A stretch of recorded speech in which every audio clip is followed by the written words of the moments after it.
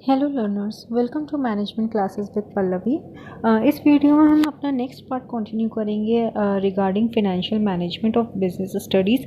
First part में मैंने discuss करा था आपसे सिर्फ इन्वेस्टमेंट डिसीजन के बारे में। इस वीडियो में हम बाकी के डिसीजंस एंड फाइनेंशियल प्लानिंग के बारे में डिस्कस करेंगे, ठीक है।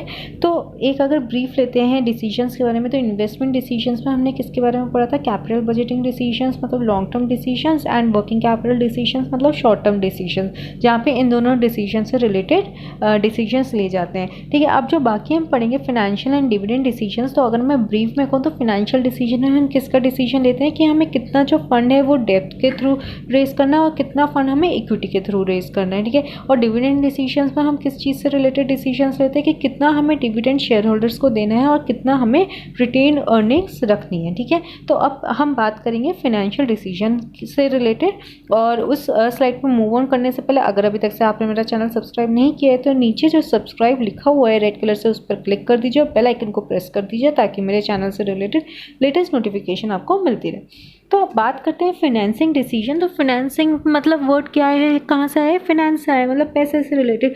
तो हम ये देखते हैं जो हमें पैसा एक्वायर करना है, ठीक है, वो हम डेप्थ के थ्रू करें या इक्विटी के थ्रू करें। अब डेप्थ का क्या मतलब होता है? डेप्थ का मतलब होता है बोरोड फंड, जो हम बोरो करते हैं मार्केट से, ठीक है।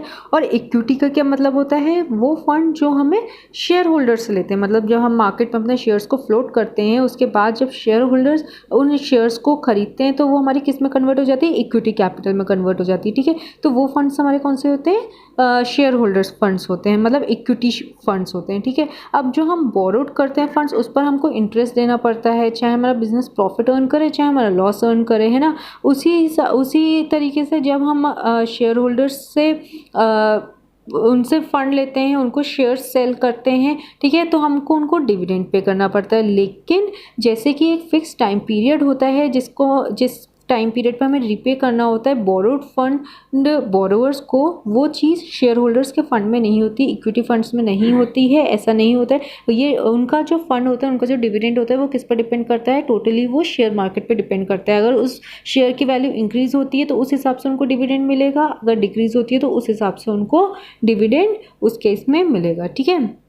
तो अब अगर बात करते हैं हम, बहुत सारे ऐसे फैक्टर्स हैं जो इस फाइनेंसिंग डिसीजन को इफ़ेक्ट करते हैं, ठीक है। तो पहला फैक्टर क्या आ जाएगा? हमारा कॉस्ट, मतलब जब हम फंड्स को रेस करते हैं तो कॉस्ट एक यूज़ होती है, ठीक है, हर फंड को रेस करने के लिए, ठीक है। तो वो जो कॉस्ट होती है वो इफ़ेक्ट करती है फाइनेंसिंग डिसीजन लेते समय, मतलब ये डिसाइड करते समय कि डेप्थ यूज़ करना है या इक्विटी यूज़ करना है हमको फंड रेस करते टाइम, और जो सोर्स चीपर होता है वही मैनेजर ऑप्ट करता है। नेक्स्ट है रिस्क। यहाँ पे हम बात करते हैं फाइनेंशियल रिस्क की, मतलब ये होता है जब हम डेप्थ किसी से बोरो करते हैं, मतलब बोरोड मनी जब हम लेते हैं तो हमको वो पे करना पड़ता है अपनी कैपिटल में से। अगर वो हम रीपे नहीं कर पाते हैं तो रिस्क आ जाता है, उसको हम क्या बोलते हैं? फाइनेंशियल रिस्क, ठीक है। तो जो रिस्क है वो हर एक सोर्स से रिलेटेड है, शेयर होल्डर से भी कहीं ना कहीं रिलेटेड है कि अगर कंपनी लॉस में जाती है तो शेयर होल्डर्स को भी उस केस में डिविडेंड नहीं मिल पाएगा, है ना।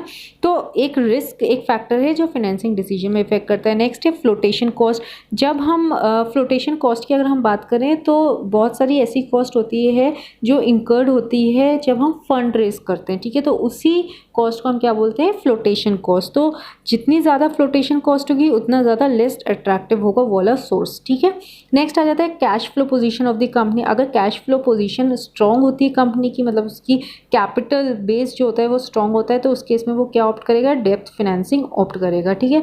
नेक्स्ट है फिक्स्ड ऑपरेटिंग कॉस्ट। जब हमारी फिक्स्ड ऑपरेटिंग कॉस्ट हायर होगी, जैसे building, rent, insurance, premium, salary जब हमको पे करनी पड़ेगी, तो उस केस में हम डेप्थ फाइनेंसिंग को लेस प्रेफर करेंगे एज अगेंस्ट जब हमारी ऑपरेटिंग कॉस्ट कम होगी तो हम डेप्थ फाइनेंस ज़्यादा प्रेफर करेंगे। मोस्टली जो कंपनीज होती है लर्नर्स, वो डेप्थ को प्रेफर करती है एज़ कम्पेयर टू इक्विटी, ठीक है। नेक्स्ट आ जाता है हमारा कंट्रोल कंसिडरेशंस। कंट्रोल कंसिडरेशंस में ये आ जाता है कि जब हम इक्विटी के थ्रू अपना पैसा मार्केट से उठाते हैं तो उस केस में मैनेजमेंट का जो कंट्रोल है वो डाइल्यूट हो जाता है, वो कम हो जाता है। क्यों? क्योंकि उस केस में हमारे शेयर होल्डर्स आ जाते हैं, वो एक तरीके से हमारे ओनर्स की तरह ही एक्ट करते हैं, ठीक है, जो डेप्थ फाइनेंसिंग के केस में नहीं होता है। नेक्स्ट हमारा स्टेटस ऑफ कैपिटल मार्केट। अगर हेल्दी होता है कैपिटल मार्केट, स्ट्रॉन्ग होता है, तो उस केस में क्या होती है? शेयर्स की वैल्यू बढ़ जाती है, ठीक है, ज़्यादा डिविडेंड प्रोवाइड होता है शेयर होल्डर्स को, और जो स्टॉक मार्केट में जो हमारा शेयर होता है वो ज़्यादा शेयर होल्डर्स परचेज करते हैं, तो उस केस में क्या होता है, हमारे पास ज़्यादा इक्विटी आती है as compare to lower capital market. जब हमारा कैपिटल मार्केट कम होता है, शेयर मार्केट की वैल्यू कम होती है, तो उस केस में शेयर होल्डर्स इतने नहीं आ पाते हैं क्योंकि जो कंपनी है वो लॉस में जा रही होती है। अब थर्ड डिसीजन की बात करते हैं जो है डिविडेंड डिसीजन। इसमें हम किससे रिलेटेड डिसीजंस लेते हैं, रिटेन अर्निंग्स और कितना पैसा हमको in the form of dividend share holders को देना है, ठीक है। उन दोनों में हम एक प्रोपोर्शन बनाकर चलते हैं, ठीक है। रिटेन अर्निंग्स भी ज़रूरी है कि कभी कोई अनसर्टेनिटी आई या कुछ इंपॉर्टेंट कुछ भी इशू आ गया तो उस केस में रिटेन अर्निंग कंपनी की यूज़ होती है। और डिविडेंड भी पे करना ज़रूरी है शेयर होल्डर्स को, क्योंकि हम इक्विटी के थ्रू भी हम पैसा मार्केट से लेते हैं, और जो ऑब्जेक्टिव है फाइनेंशियल मैनेजमेंट का वो क्या है, वेल्थ मैक्सिमाइजेशन, मतलब शेयर होल्डर्स का इंटरेस्ट देखना, ठीक है। तो एक जो ये डिसीजन ये होता है कि जहाँ पर मैनेजर दोनों के बीच में बैलेंस बनाकर चलता है, वो रिटेन भी करके चलता है अर्निंग्स और शेयर होल्डर्स को डिविडेंड भी देता है, ठीक है। अब बहुत सारे फैक्टर्स हैं जो डिविडेंड डिसीजन को इफेक्ट करते हैं। नंबर फर्स्ट आ जाता है अमाउंट ऑफ अर्निंग्स, मतलब कि जो डिविडेंड्स हैं वो करंट और पास्ट अर्निंग से ही पे किए जाते हैं, तो अर्निंग एक मेजर डिटर्मिनेंट है regarding decision about dividend. Next है स्टेबिलिटी अर्निंग्स, अदर थिंग्स, बाकी सब चीज़ें कांस्टेंट रहती हैं।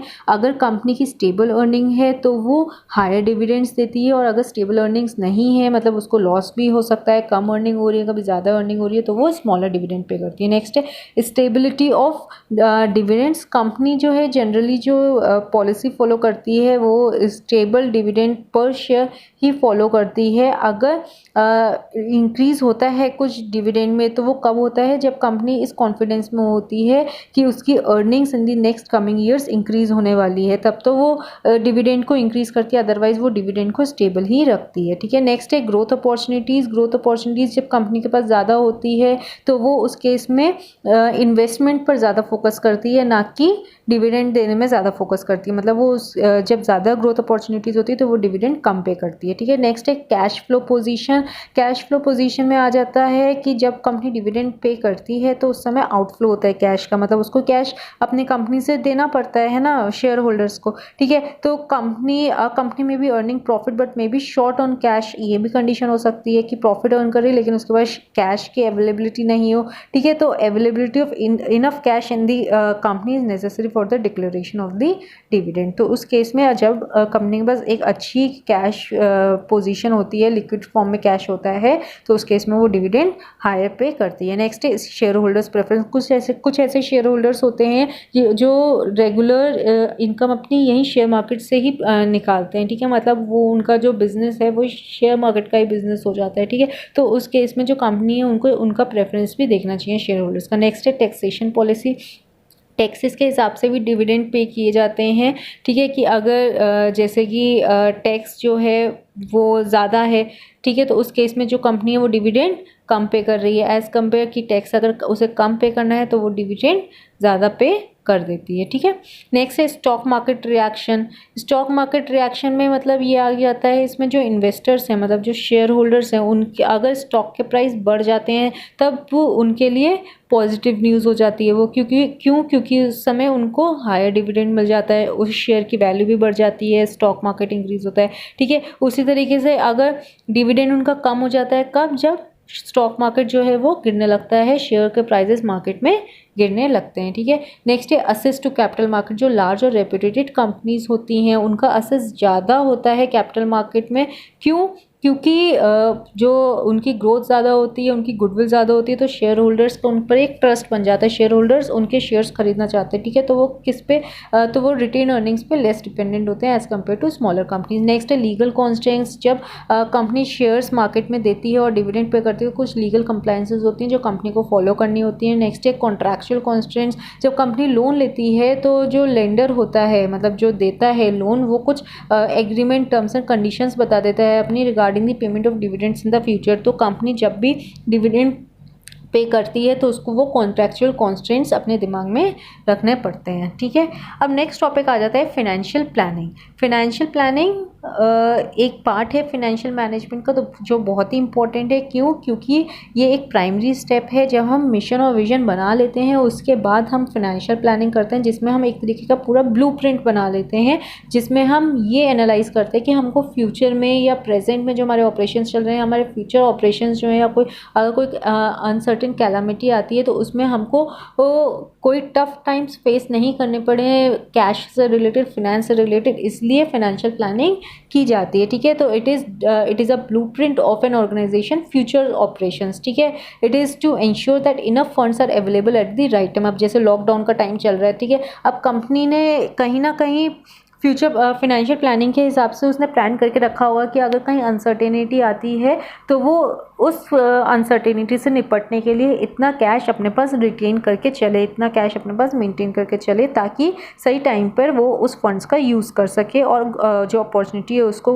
वो अवेल कर सके। ठीक है, क्यों? क्योंकि अगर अवेलेबल उसके पास एडिक्वेट फंड्स अवेलेबल नहीं होंगे तो वो जो भी उसके कमिटमेंट्स हैं उसके स्टेक होल्डर्स से, वो उसको फुलफ़िल नहीं कर पाएगी और जो उसके स्टेक होल्डर्स का ट्रस्ट है वो उससे हट जाएगा। ठीक है, तो इसलिए फिनेंशियल प्लानिंग बहुत ही इम्पॉर्टेंट पार्ट है। अब प्लस ये जो फाइनेंशियल प्लानिंग है ये शॉर्ट टर्म के लिए भी होती है as well as long term के लिए भी होती है। ठीक है, लॉन्ग टर्म मतलब लॉन्ग टर्म ग्रोथ और इन्वेस्टमेंट के लिए, और शॉर्ट टर्म मतलब डे टू डे ये एक्टिविटीज़ कैरी ऑन करने के लिए। ठीक है, ये जो फाइनेंशियल प्लानिंग है ये 3 से 5 साल के लिए करी जाती है। क्यों? क्योंकि इन्वायरमेंट में चेंजेस होते रहते हैं, तो उस हिसाब से फाइनेंशियल प्लानिंग में भी चेंजेस ऑर्गेनाइजेशन को करने पड़ते हैं। और ये जो फाइनेंशियल प्लानिंग है ये usually it begins with the sales forecast. मतलब जब भी फाइनेंशियल प्लानिंग करता है मैनेजर तो वो पहले सेल्स फोरकास्ट को अंडरटेक करता है, उसके बाद ही वो 3 से 5 ईयर्स तक की फाइनेंशियल प्लानिंग करता है। ठीक है, next topic is the difference between financial planning and financial management. ठीक है,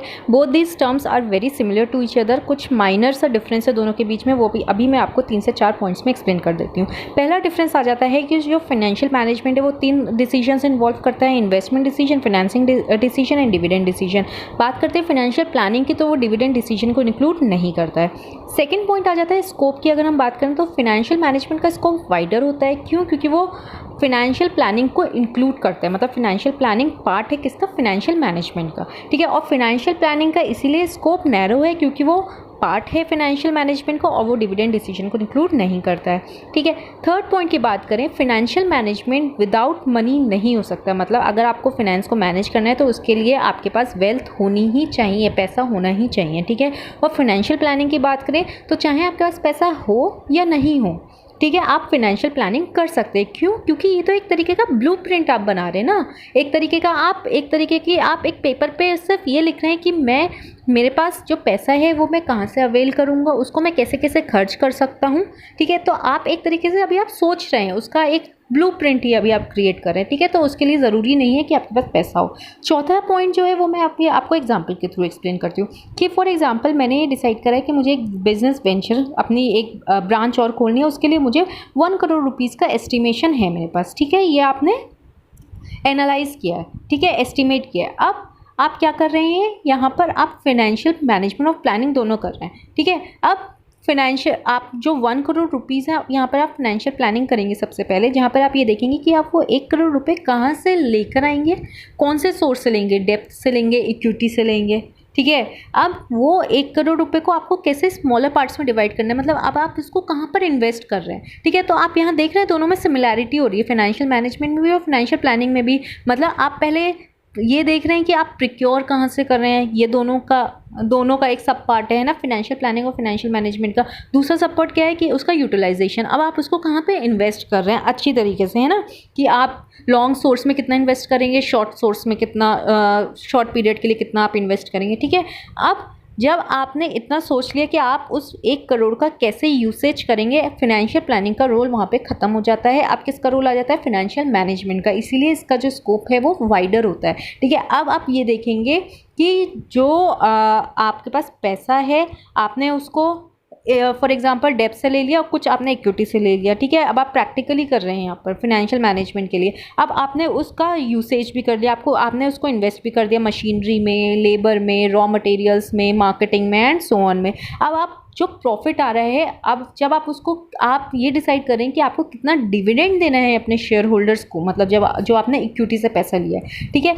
उसको आप कितना रिटर्न कर रहे हैं, तो आप यहाँ क्या कर रहे हैं, आप एक्चुअल में फाइनेंशियल मैनेजमेंट कर रहे हैं। ठीक है, तो फाइनेंशियल प्लानिंग क्या है, एक तरीके का ब्लूप्रिंट है, आपने बस सोच लिया है, इसलिए इसको प्राइमरी फंक्शन बोला जाता है। ठीक है, विजन और मिशन सेट करने के बाद हम फाइनेंशियल प्लानिंग करते हैं। क्यों? क्योंकि ये एक तरीके का ब्लूप्रिंट ही है। आप यहाँ सोच रहे हैं कि हाँ 1 करोड़ रुपए की ज़रूरत है, उसको आप कहाँ से प्रिक्योर कर रहे हैं, कहाँ इन्वेस्ट कर रहे हैं। ठीक है, अब आपने जब ये सोच लिया तो आप उसका प्रैक्टिकल यूसेज कर रहे हैं। अब आपके पास 1 करोड़ रुपया आ गया है, अब आप उसको प्रैक्टिकली अप्लाई कर रहे हैं, उसको इन्वेस्ट कर रहे हैं, मतलब आप फाइनेंशियल मैनेजमेंट कर रहे हैं और उसमें से आप कुछ पार्ट शेयर होल्डर्स को दे रहे हैं। ठीक है, तो ये डिफरेंस है फाइनेंशियल मैनेजमेंट में और फाइनेंशियल प्लानिंग में।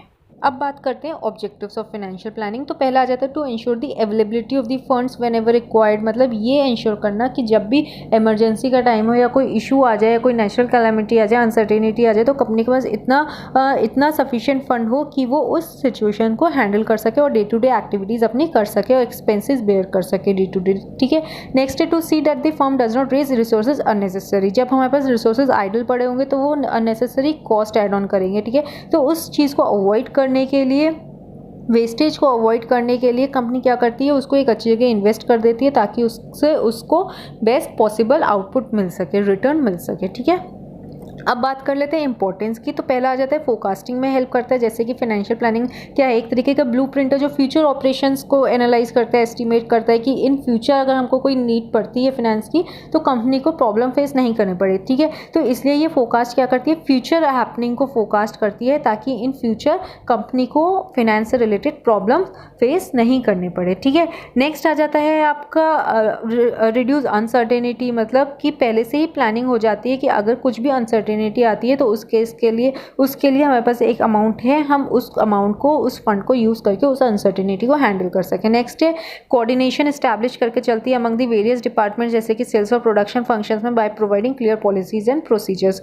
नेक्स्ट है no duplication of the efforts. जो हमारे पास डिटेल्ड प्लान ऑफ एक्शन होगा, जो हमने फाइनेंशियल प्लानिंग में करा है कि हमको किस तरीके से अपने फंड्स को यूज़ करना है, तो उसकी वजह से कोई वेस्टेज नहीं होगा, ना डुप्लीकेशन ऑफ दी एफर्ट्स होगा और ना गैप्स होगा प्लानिंग में।